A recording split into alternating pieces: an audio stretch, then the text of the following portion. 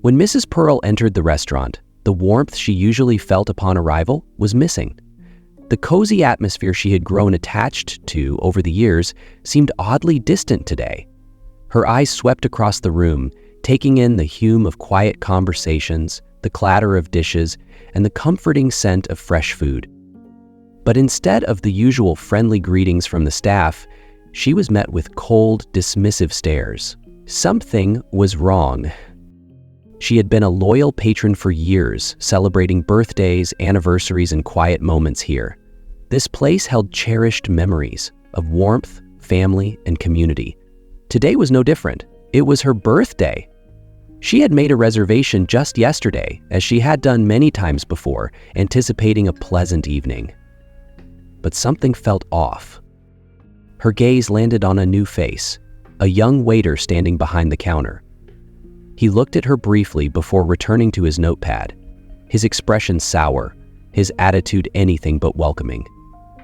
Mrs. Pearl hesitated for a moment, trying to push aside the uncomfortable feeling. Maybe he was just tired after a long shift, she reasoned. There was no need to jump to conclusions. With her usual poise, Mrs. Pearl approached the counter, offering a gentle smile that went unreturned.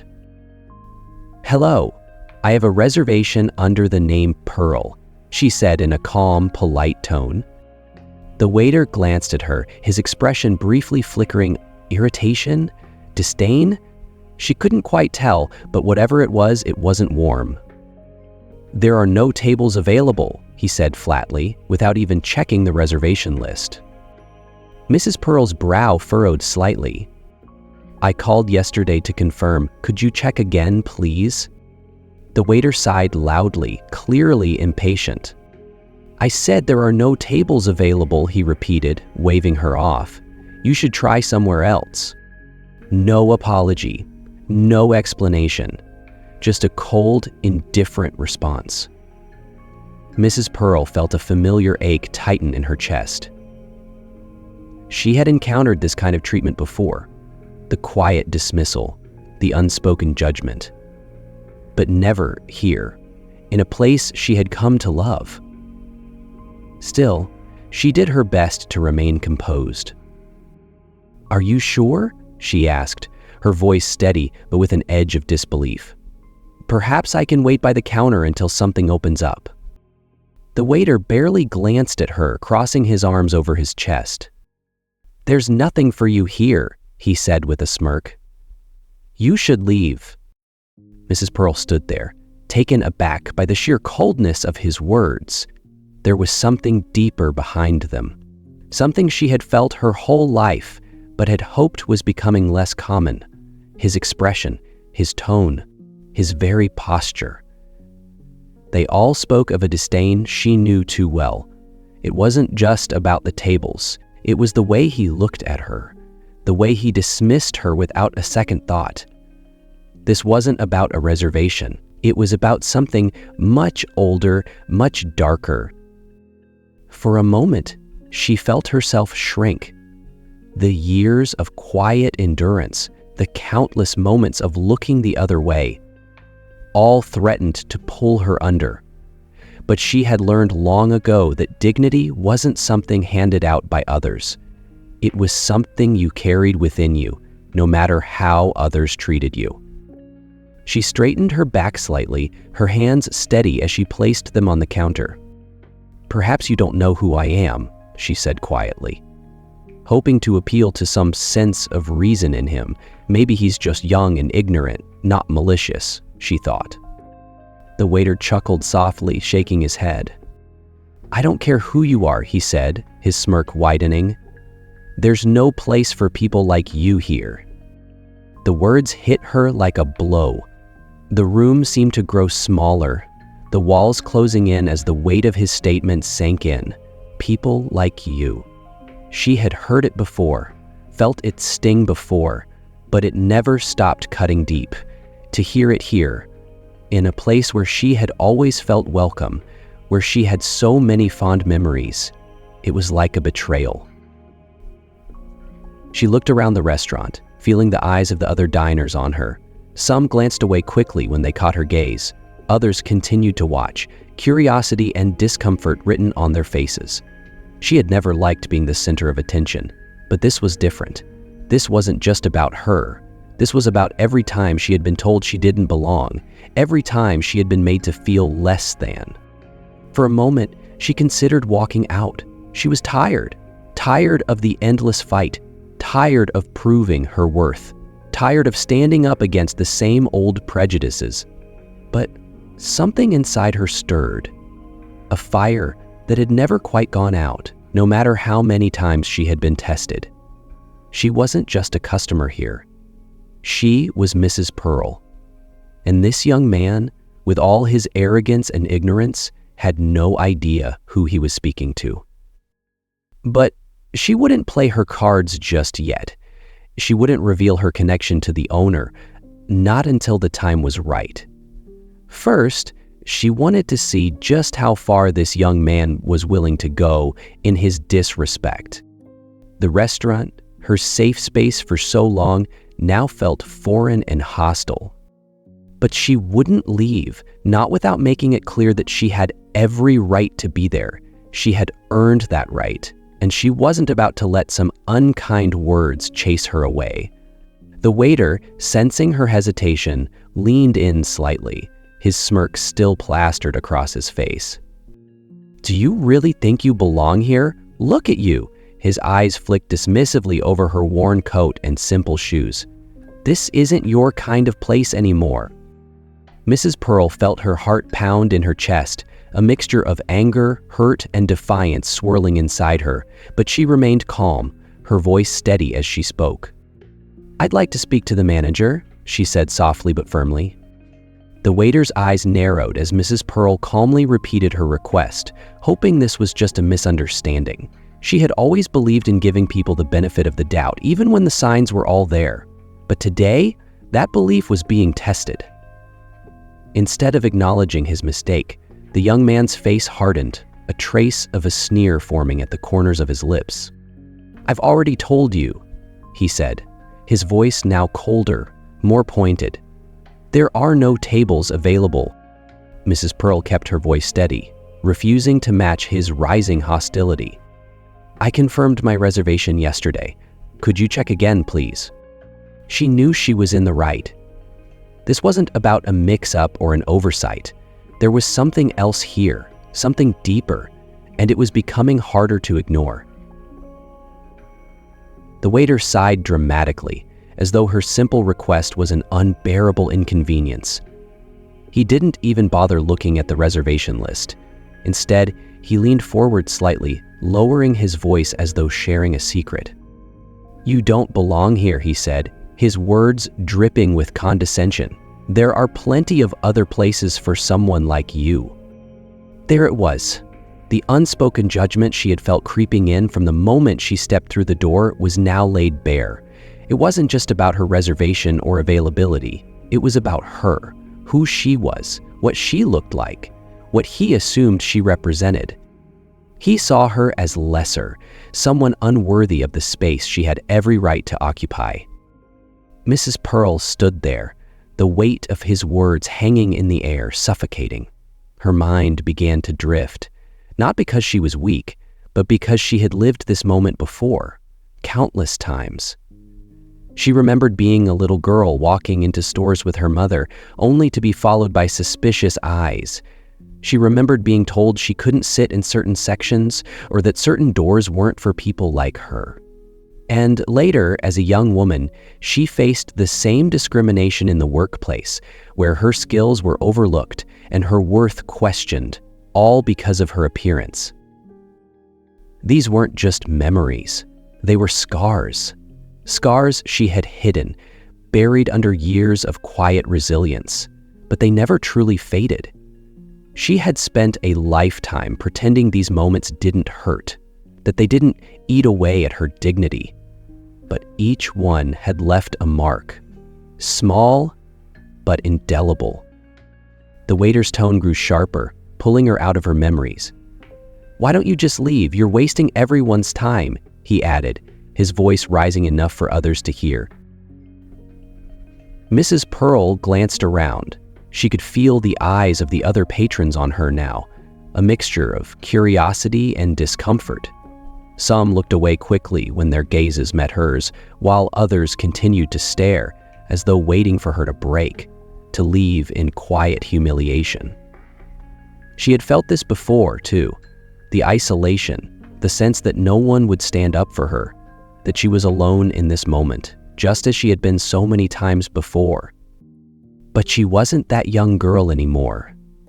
Years of enduring this kind of treatment had taught her to stand firm, even when it would be easier to walk away.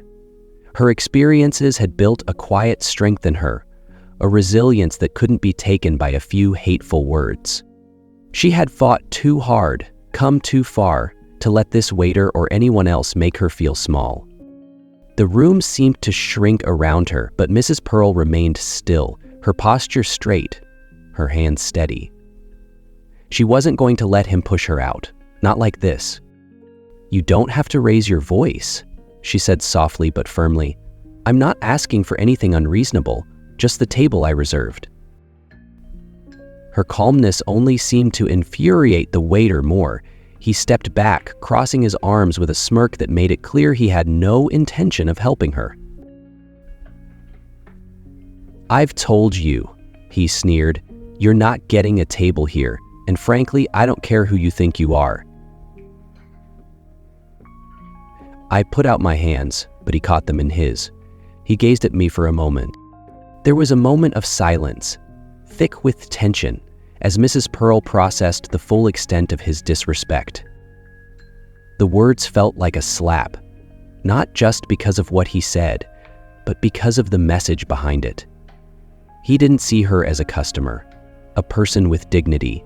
He saw her as an inconvenience, someone to be dismissed, to be reminded of her place. And the place he imagined for her was far from where she stood now. She thought about walking away. She thought about all the times she had turned the other cheek, taken the high road, let the small, constant humiliations pass without a word. But not today. Not here, in a place that was supposed to be a haven, a place that was meant to welcome everyone, especially her. Mrs. Pearl took a deep breath. She wasn't going to shrink under the weight of this moment. "I don't think you realize who you're talking to," she said quietly, her voice steady, almost calm. She wasn't about to explain herself to him, not yet. But there was power in her words, one she hoped would make him pause, even if just for a second. The waiter, however, didn't flinch. Instead, he let out a short laugh, shaking his head as though the idea that she could be important, that she could matter, was absurd.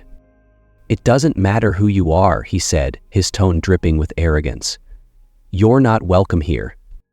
The finality of his statement hung in the air like a guillotine. There was no room for doubt, no pretense of misunderstanding. He made it clear, this was personal.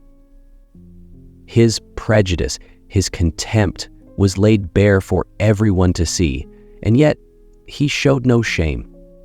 He stood there, arms crossed, daring her to challenge him, to make a scene. Mrs. Pearl felt a familiar pang of frustration, the deep well of anger always subdued under layers of civility. But instead of lashing out, she let the feeling settle into something more powerful: resolve. She wasn't going to let him reduce her to the stereotype he had in his head. She wasn't going to be the angry, emotional woman he expected her to become. Instead, she would stand her ground with dignity. She didn't need to raise her voice. She didn't need to prove anything to this man. But she wasn't leaving, not without making it clear that she had every right to be there, not just because of who her son was, but because of who she was. Looking him straight in the eye, Mrs. Pearl said, "I'll wait for the manager." The smirk on the waiter's face faltered for just a moment, a flicker of uncertainty crossing his features. But it was fleeting. He turned sharply on his heel, muttering something under his breath as he walked away, leaving Mrs. Pearl standing at the counter alone but unbowed. The eyes of the restaurant were still on her, the whispers growing louder now. But Mrs. Pearl didn't move. She had learned long ago that sometimes the most powerful thing you could do in the face of injustice was to stand your ground, quietly, with dignity. The waiter returned, smug and clearly unbothered by her request for a manager. He likely assumed this would be another quick dismissal, another easy day where a complaint was brushed off with a few words from someone higher up. Mrs. Pearl waited. Her heart was steady now, her resolve firm. She wasn't just going to stand by and let this be swept away like so many other moments of indignity. A few minutes later, the manager appeared. His expression was hurried, a slight frown forming as he approached. He looked around quickly, surveying the room, before his eyes landed on Mrs. Pearl. For a brief moment, he seemed uninterested, as though preparing himself for a minor disruption, another dissatisfied customer he needed to handle delicately but swiftly. However, the moment he saw her face, his entire demeanor shifted. Recognition flickered in his eyes, and with it, a new layer of tension. Mrs. Pearl wasn't just another upset diner. She was the mother of the restaurant's owner, and suddenly, the weight of the situation dawned on him. He knew the significance of her presence, not just because of her connection to the restaurant, but because of who she was and what she represented. This wasn't just a personal complaint, it was a moral and social matter that could escalate far beyond the confines of this room. "Mrs. Pearl," he greeted her, his voice now tinged with apprehension. The casual approach he had planned faltered. He glanced quickly at the waiter, who was still standing behind the counter, oblivious to the depth of his mistake. "I'm terribly sorry about the confusion. Let me find you a table right away." Mrs. Pearl looked at the manager, her face calm but unreadable. His attempt at resolution was rushed, an instinctive reaction to smooth over the immediate issue without addressing the root cause. She had seen this countless times before. The quick apology, the surface-level solution offered to quiet the disturbance without fixing the real problem. But Mrs. Pearl wasn't here for a simple apology. She knew the damage had already been done, and she wasn't willing to let it go unanswered. "Thank you," she replied, evenly, her voice controlled. "But I think there's more we need to address before finding a table." The manager's face tightened, realizing this wasn't going to be as easy as he'd hoped. He could feel the eyes of the other diners on him now, the quiet murmurs growing louder in the background. His gaze flicked nervously around the room, aware that the longer this confrontation went on, the more attention it would attract. But his concern wasn't just about optics. It was about the uncomfortable position he now found himself in, caught between the restaurant's reputation, Mrs. Pearl's rightful anger, and the increasing scrutiny of the onlookers. "I understand," he said, his tone shifting to one of forced politeness. "It was a misunderstanding. I'm sure we value all of our customers here." Mrs. Pearl raised an eyebrow slightly, sensing the insincerity in his words. "A misunderstanding," she repeated, her voice soft but firm. "No, I don't think this was just a misunderstanding. What happened here today wasn't about a table or a reservation. It was about respect. Or, more accurately, the lack of it." The manager visibly stiffened. He glanced over at the waiter, who was now shifting uncomfortably, beginning to realize the gravity of what he had done. The young man avoided eye contact with Mrs. Pearl, the earlier arrogance in his posture now replaced with a growing unease. "You're absolutely right, Mrs. Pearl," the manager quickly responded, trying to salvage the situation. "And I assure you, we will deal with this appropriately. Please allow me to seat you." But Mrs. Pearl wasn't about to let the moment pass. "This isn't just about seating me," she continued, her voice calm yet filled with quiet authority. "It's about ensuring that this doesn't happen again, not just to me, but to anyone who walks through those doors." She could see the manager's discomfort deepen, the realization sinking in that this wasn't going to end with a simple apology or a quick seating arrangement. This was becoming something larger. A statement about how this place treated its customers, and by extension, how it viewed people like her. Around them, the quiet buzz of the restaurant grew louder. Phones were being lifted, screens discreetly pointed toward the interaction. Mrs. Pearl noticed but didn't flinch. This wasn't the first time she had been the center of attention in a moment like this, and it likely wouldn't be the last. She wasn't interested in the spectacle, but if it was happening, she wouldn't shy away from it either. The manager, sensing the growing tension in the room, tried to regain control. "We take these matters very seriously," he said, his voice louder now, as though speaking to the other diners as much as to Mrs. Pearl.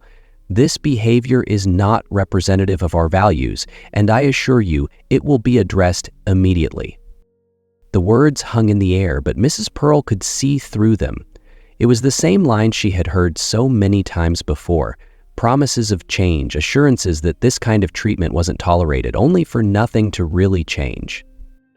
"I appreciate that," she said, still composed, "but I'm not looking for a quick fix. I'm looking for accountability. I'm looking for more than just an apology or a table." The manager opened his mouth to respond, but the words seemed to catch in his throat. He knew she was right. There was no easy way out of this, no polite exit that would make everything go back to normal.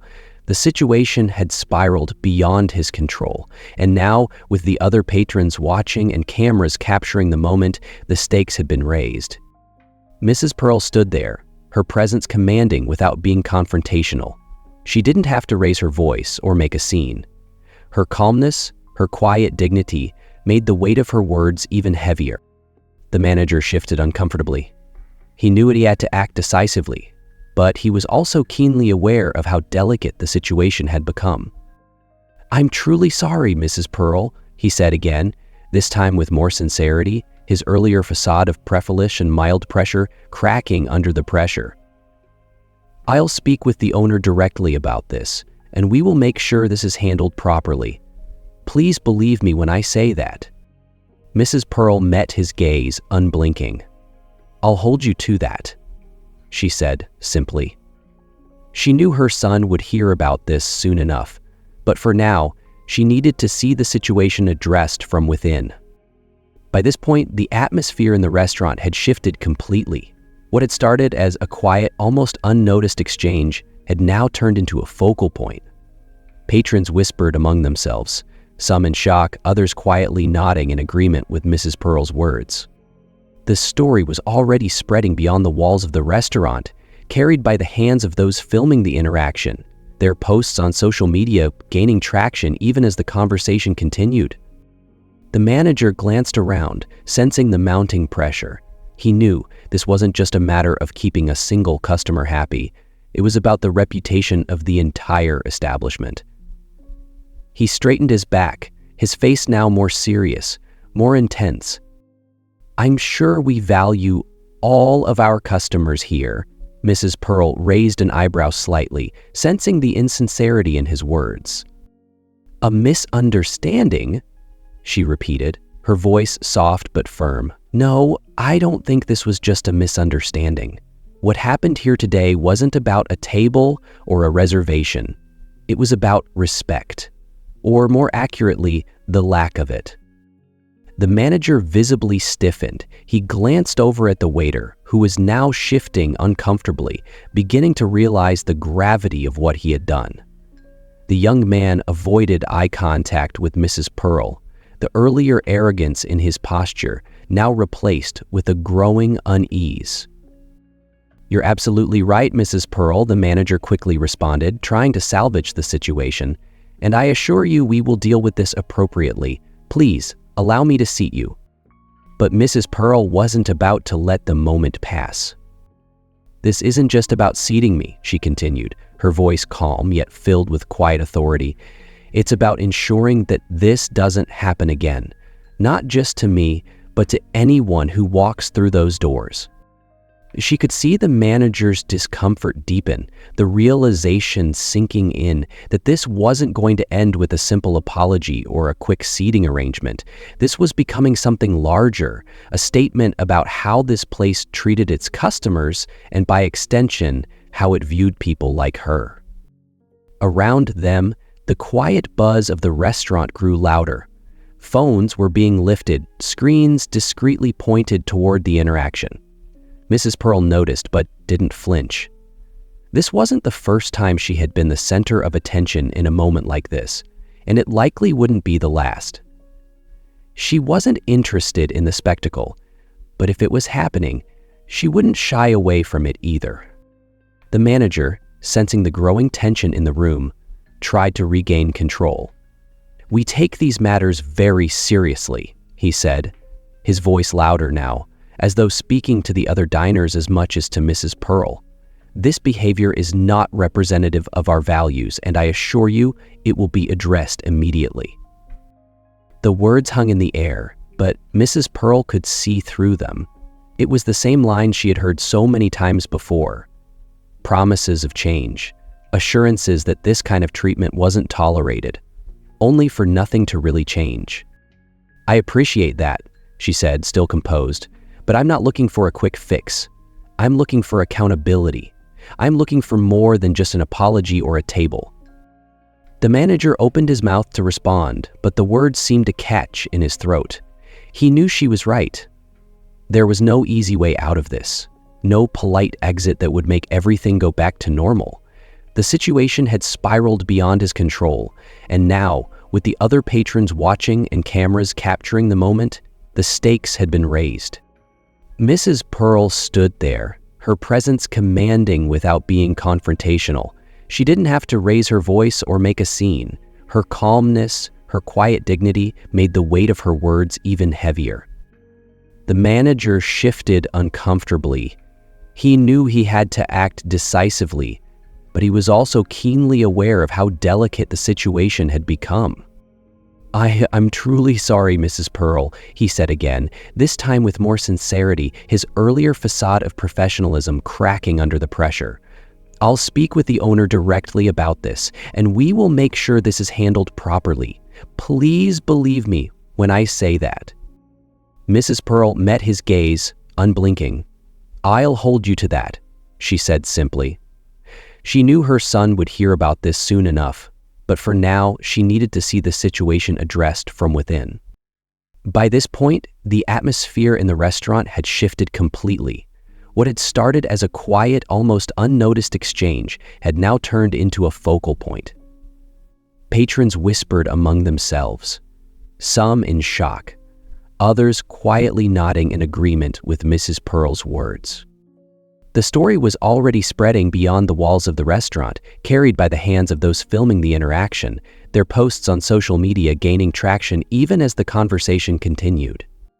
The manager glanced around, sensing the mounting pressure. He knew this wasn't just a matter of keeping a single customer happy. It was about the reputation of the entire establishment. He straightened his back, his face now more serious, more intense. "I trusted you to ensure that everyone who walks through these doors is treated with respect. Clearly, that hasn't happened today." The manager swallowed hard, nodding quickly, knowing that his job too was on the line. "I'm so sorry, Marcus," he began, his voice shaking. "It was a mistake." "It wasn't just a mistake," Marcus interrupted, his voice cold. "It was a failure to uphold the very values this place stands for. I built this restaurant to be a place where everyone, regardless of who they are, feels welcome. My own mother was treated like she didn't belong, and that's unacceptable." The room was completely still now, every eye on Marcus as he spoke. His words weren't just for the manager or the staff. They were for everyone present and everyone who would hear about this later. This wasn't just a personal matter anymore. It was about justice, about setting the record straight. Marcus took a deep breath and turned to face the diners, his voice rising so that everyone could hear. "What happened today was wrong," he said, addressing the room. "No one, whether they are a regular customer or stepping in for the first time, should ever be made to feel like they don't belong. Not here, not anywhere." His words were met with a wave of murmurs and nods of agreement from the diners, who had been watching the situation unfold. Some had already posted videos online, and the story was quickly gaining traction on social media. Marcus knew that this moment was bigger than just his restaurant. It was a statement about the kind of world they all wanted to live in. "I want to apologize, not just to my mother, but to everyone who witnessed what happened today," Marcus continued, his voice steady and sincere. "This isn't the kind of place we run, and I promise you we will make changes to ensure that something like this never happens again." There was a brief pause, and then slowly, a ripple of applause spread through the room. It wasn't loud or overwhelming, but it was heartfelt. The crowd recognized the importance of what had just taken place, the significance of standing up against injustice in a tangible way. As the applause died down, Marcus turned to his mother, who had been standing quietly throughout the confrontation. Her pride in her son was clear on her face. He walked over to her, his anger now softened by the deep bond they shared. "I'm sorry, Mom," he said quietly, his voice filled with genuine regret. Mrs. Pearl gave him a small, knowing smile. "You did the right thing," she replied gently. "That's all that matters." Together, they stood in the center of the restaurant, a symbol of what it meant to fight for justice, not just for themselves, but for everyone who had ever been made to feel like they didn't belong. The struggle wasn't over, but today, they had taken a stand. The story had spread faster than anyone could have anticipated. Within hours of the confrontation, videos of the incident flooded social media, gathering comments, likes, and shares at an overwhelming pace. People from all walks of life weighed in, some expressing outrage over the blatant discrimination Mrs. Pearl had faced, others praising Marcus for his swift and decisive actions. News outlets began picking up the story, framing it not as a scandal, but as a powerful moment of justice being served in real time. The headline wasn't about the humiliation, rather it was about how swiftly justice had been delivered. Marcus had expected the backlash from the community when he fired the waiter on the spot, but what surprised him was the flood of support. Local activists, community leaders, and customers reached out to express their solidarity, acknowledging the way he had handled the situation with dignity and integrity. The outpouring of positive feedback wasn't just about the decision to fire the waiter. It was about Marcus's public stance against discrimination in a space that had long prided itself on inclusivity. The power of social media had turned a deeply painful moment into something much bigger. The videos circulating online not only showed the confrontation, but also captured Marcus's speech to the restaurant's patrons, where he promised to ensure that such incidents would never happen again. It was this promise that resonated with people across the community and beyond. Marcus knew that the restaurant had always been more than just a place to eat. It had been a reflection of the values he held dear. Now, with the eyes of the world on him, he understood the responsibility that came with that. In the days that followed, Marcus wasted no time in turning words into action. He announced several new initiatives, beginning with mandatory diversity and sensitivity training for all his staff. The training was not just a reaction to what had happened, but a proactive step toward preventing anything like it from happening again. Marcus knew that this moment could have destroyed the reputation of his business, but instead, it became an opportunity for growth, for improvement. He wanted his restaurant to be a model of what could happen when a business took responsibility for its actions and used its platform for positive change. He also made a point of engaging with the local community, inviting leaders from various organizations to collaborate on ways to ensure that the restaurant remained a safe and welcoming space for everyone. He didn't want this to be a one-time effort. He wanted it to become a core part of how his restaurant operated.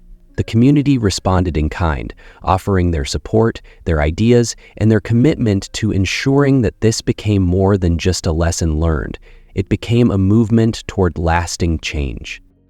For Mrs. Pearl, the days after the incident were quieter but no less significant. She had always carried herself with grace, even in the face of adversity, but this time felt different. This wasn't just another moment of discrimination that she had to silently endure. This time, her son had stood up for her, and not just for her, but for everyone who had ever been told they didn't belong. It was a moment of quiet triumph, not because the waiter had been fired, but because justice, for once, had been swift and public. She couldn't help but reflect on the journey that had brought her here, the countless times she was told she was inferior, the many opportunities denied to her simply because of who she was. Those experiences had shaped her, fortifying her, but they had also taken a toll on her in ways she rarely acknowledged. Yet, standing at the threshold of what could have been just another painful memory, she felt a surge of pride, not only for her son, but also for how far they had both come. Mrs. Pearl understood better than anyone that the battle against injustice was ongoing. It was a struggle fought daily, in both small and significant moments, in whispers and in shouts. But this moment felt like a triumph, no matter how small. It was proof that change was possible, that standing up and demanding respect could lead to something better. She had always believed in resilience and the quiet strength of perseverance, and now, more than ever, she saw the power in that belief. The community's response was overwhelming. Those who had witnessed the event firsthand began returning to the restaurant in greater numbers, not out of curiosity, but out of a sincere desire to support Marcus and Mrs. Pearl. They had witnessed something rare that day, justice being served without hesitation or excuse. It was a reminder that the fight against discrimination was not just an abstract concept. It was real, and it was happening everywhere, even in places that prided themselves on inclusivity.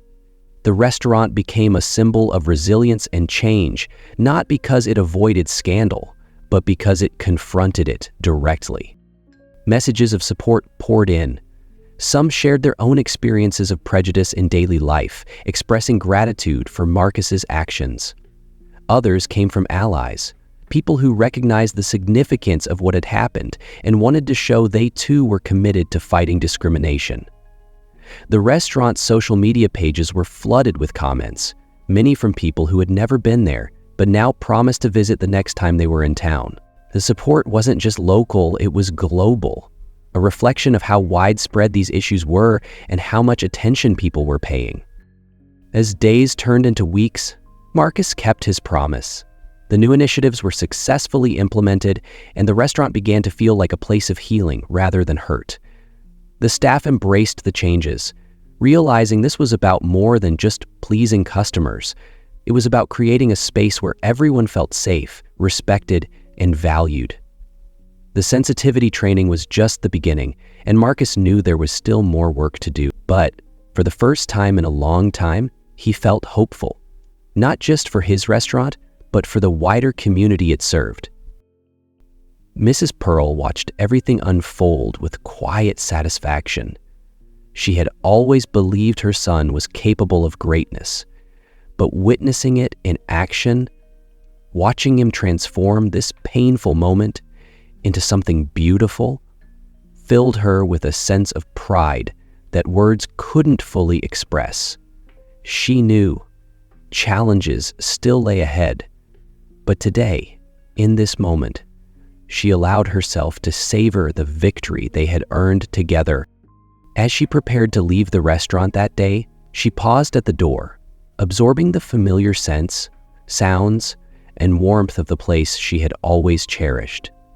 It felt different now in the best possible way. It was no longer just a restaurant. It was a symbol of resilience, justice, and dignity.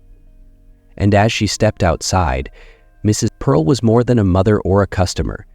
She was a symbol of strength, quiet defiance in the face of injustice, and the power of standing firm in one's convictions.